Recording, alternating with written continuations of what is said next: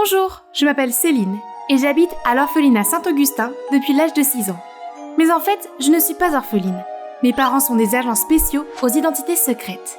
Chérie, si un jour quelqu'un de louche te demande des informations sur tes parents, sauve-toi. J'étais habituée à ces visites fugaces de mes parents. Ils entraient et sortaient la nuit, passaient le peu de temps qu'ils avaient avec moi et se retrouvaient toujours pour mon anniversaire. Et même si je ne les voyais pas beaucoup, ils m'ont appris des choses formidables. À l'âge de 12 ans, je parlais couramment 5 langues. Je pouvais jouer de plusieurs instruments et faire un coup de pied à quiconque qui le méritait. Même si je menais une vie secrète et que je ne voyais pas souvent mes parents, je me sentais chanceuse de les avoir tous les deux dans ma vie. C'est mon 17e anniversaire, un jour qui devrait me réjouir au plus haut point. Mes parents viennent toujours me rendre visite ensemble, mais cela fait un bail que j'attends ici et je n'ai aucun signe d'eux. C'était la première année que cela arrivait. Je n'ai pas du tout aimé ça, il y avait vraiment quelque chose qui clochait. Le lendemain, à l'église, nous chantions des hymnes lorsque j'ai aperçu dans la foule un homme étrange qui me regardait fixement. Mon instinct me disait qu'il se passait quelque chose, alors je l'ai écouté parler à une nonne. Cette fille aux cheveux blonds, comment ses parents sont-ils décédés? Il a posé des questions sur mes parents, ce qui signifie que ma vie est en danger. J'ai immédiatement fui avec toutes mes compétences de survie. Qu'est-il vraiment arrivé à mes parents? Leurs identités ont-elles été révélées? Je n'osais pas y penser. Je m'assurais que personne ne me suivait avant de me rendre dans le métro et de chercher un coffre à bagages. C'est là où je devais entamer une fuite pour ma survie. J'ai attendu qu'il n'y ait personne pour l'ouvrir avec ma clé. À l'intérieur, il y avait de l'argent, un dossier sur la vie d'une jeune fille, de l'enfance à la vieillesse, et une lettre.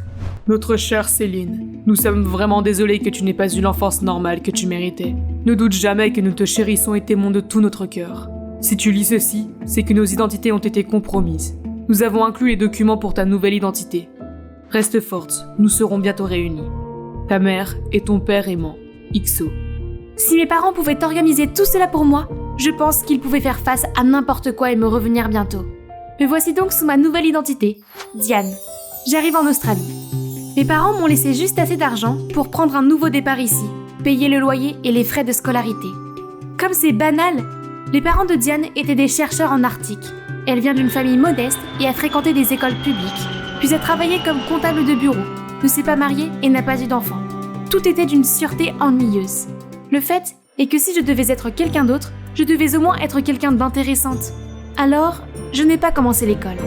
Au lieu de cela, j'ai créé et adopté l'identité de Harper, 20 ans, et j'ai lancé ma première idée pour gagner de l'argent, le mariage à la demande. Avec tout ce que j'avais appris de mes parents, je pouvais gagner beaucoup d'argent. Et, en même temps, découvrir à quoi ressemble une famille normale. C'est parfait. D'abord, je suis devenue médecin diplômée de Harvard pour que les parents de ce privilégié lui donnent son héritage. Ensuite, une aristocrate huppée qui a sauvé mon client d'un affreux mariage arrangé. Et enfin, une gentille fille qui a aidé mon client à intimider ses amis méchants. Dès que mes clients atteignaient leurs objectifs, le contrat prenait fin et nous nous séparions. Avant même de m'en rendre compte, j'avais épousé 9 hommes en 8 mois en tant que Harper. Et j'étais devenue extrêmement riche. Mais il s'est avéré que les cas que j'ai pris étaient tous des familles anormales. Ce 10e contrat sera mon dernier. Je dirai alors au revoir à Harper et j'irai à l'université en tant que Diane, avant de perdre toute confiance en la possibilité de fonder la famille de mes rêves. Mais alors que je me rendais à mon rendez-vous, je jure que cette voiture me suivait. Ça pourrait être mes parents ou quelqu'un de dangereux. Il n'y a qu'une seule façon de le savoir. Il ne me reste plus qu'à attendre. S'ils étaient dangereux, je me jetterai de cette falaise puis je nagerai pour me mettre à l'abri. C'est alors que j'ai vu ce type à la mine étourdie regarder à travers ma fenêtre. Il a brandi un contrat de petit ami temporaire. Hey, je veux juste discuter. Serait-ce mon 10e client? Il avait l'air inoffensif. Alors je suis descendue de la voiture. Je suis Carl du palais de justice. Vous avez été très occupé, j'ai donc été chargé d'enquêter sur vous. À ma connaissance, il n'est pas illégal de se marier plusieurs fois, n'est-ce pas? Non, seulement s'il s'agit de vrais mariages. Carl, il ne me reste qu'un client et je ne l'épouse pas. Je suis sa petite amie temporaire, ce qui est légal, je crois. Alors, est-ce qu'il y a une chance que tu puisses fermer les yeux une dernière fois? Légal ou pas, je vous conseille vivement de quitter ce travail et de faire quelque chose de plus moral. À ce moment-là, une voiture noire s'est arrêtée et un homme s'est dirigé vers nous. Oh non, il m'avait trouvé!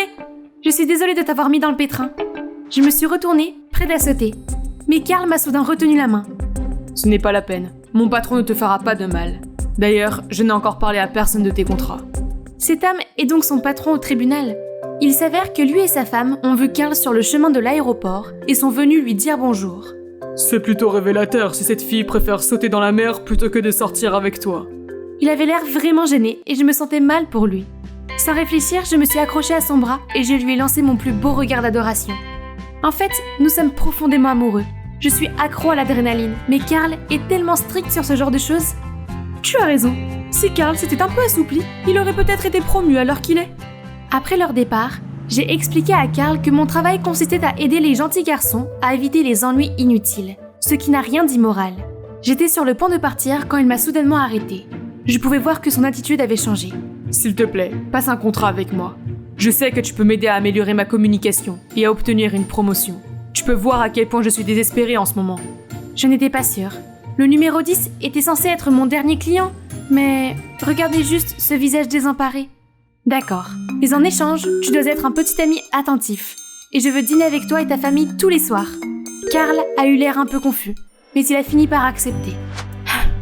C'était probablement ma dernière chance de vivre une vie de famille. J'ai une règle stricte de ne pas épouser 2 personnes en même temps. Alors, je vais rencontrer mon autre client pour annuler gentiment notre contrat. Céline, est-ce que c'est toi? Céline? Il connaissait mon prénom? Oh mon Dieu, c'est Mathieu, le pianiste talentueux de l'orphelinat. Oh non, c'est terrible, il pourrait me dévoiler? J'ai été adoptée et je m'appelle Harper maintenant. Mes parents adoptifs se sont révélés être une déception. J'ai dû falsifier mon identité pour pouvoir travailler. Je comprends. C'est tellement difficile pour des orphelins comme nous de survivre. Oui, c'est vrai. Les choses sont devenues difficiles pour moi, alors j'ai dû prendre un autre travail en urgence. Je ne peux pas prendre 2 boulots à la fois. Je suis désolée de devoir annuler notre contrat. Oui, à ce sujet, je viens d'annoncer publiquement que j'avais une petite amie. Le pianiste prodige Mathieu a confirmé qu'il sortait avec quelqu'un? Mathieu, je ne peux vraiment pas faire ça. Dis-moi juste qui est ton autre client. Je peux passer un accord avec lui. Je ne peux pas être avec les 2 à la fois, alors j'ai convoqué une réunion d'urgence.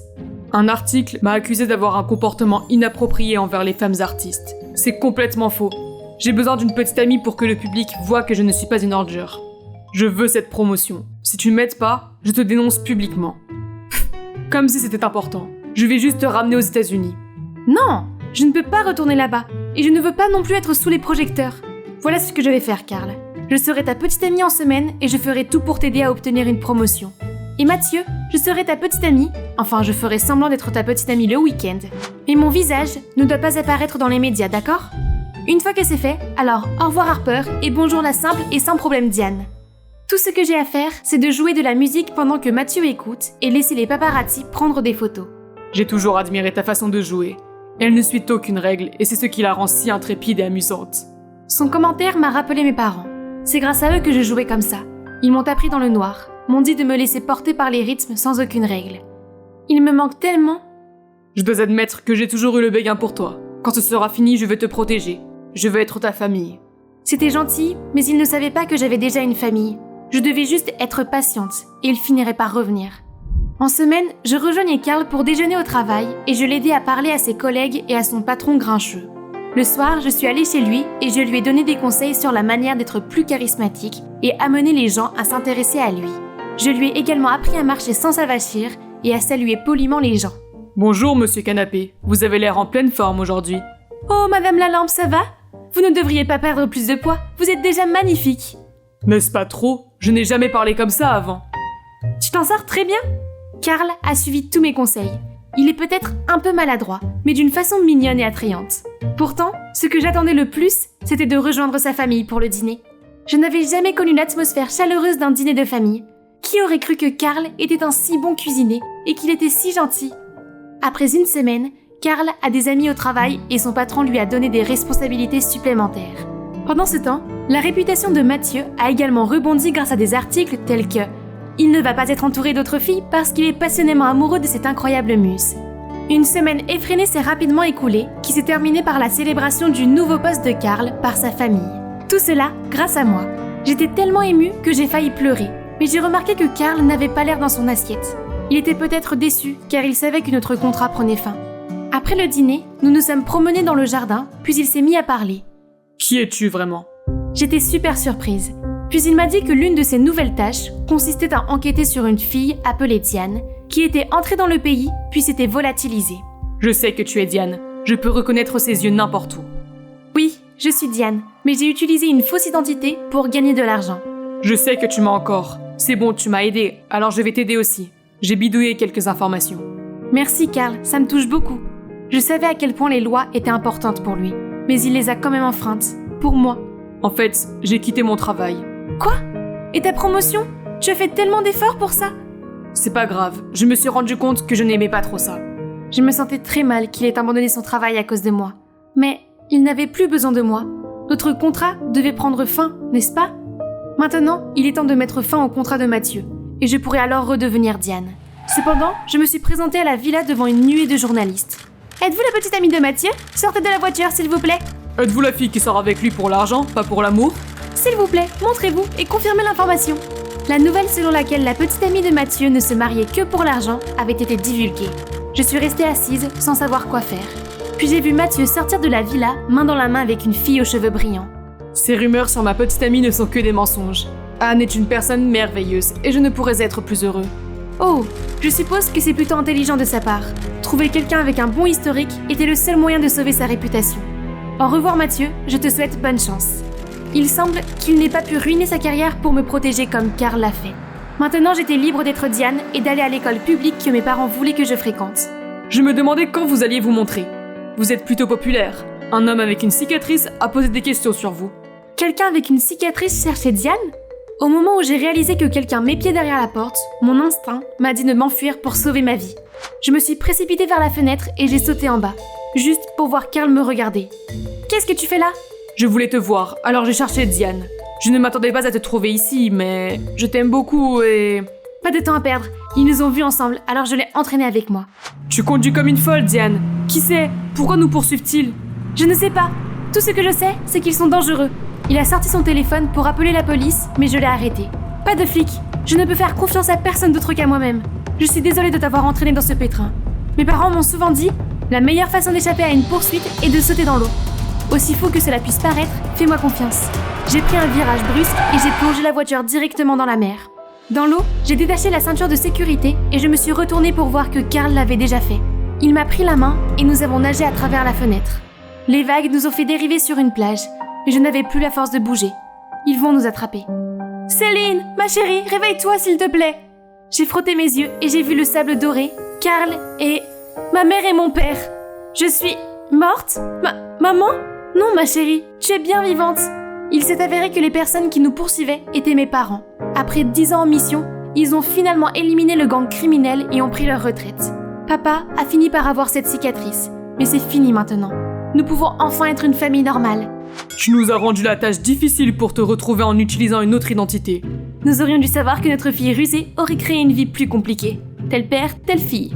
Hein? Tu n'es pas Diane? Karl, je m'appelle Céline. Maman, papa, voici Karl, mon petit ami. C'était trop mignon de le voir rougir. Puis il a rapidement tendu la main et s'est présenté à eux. Je suis ravie de vous rencontrer. J'aime beaucoup votre fille et je l'aimerai toujours, même si elle est très malicieuse. Il s'avère qu'il est assez formidable d'être Céline. J'ai commencé l'école en tant que moi-même et jusqu'à présent, tout va bien. Je vis avec mes parents qui sont gentils, talentueux et normaux. Nous passons les meilleurs moments ensemble. Et je sors avec ce chef mignon et attentionné. Le mieux, c'est que je peux enfin arrêter de courir me sauver et profiter des gens que j'aime le plus.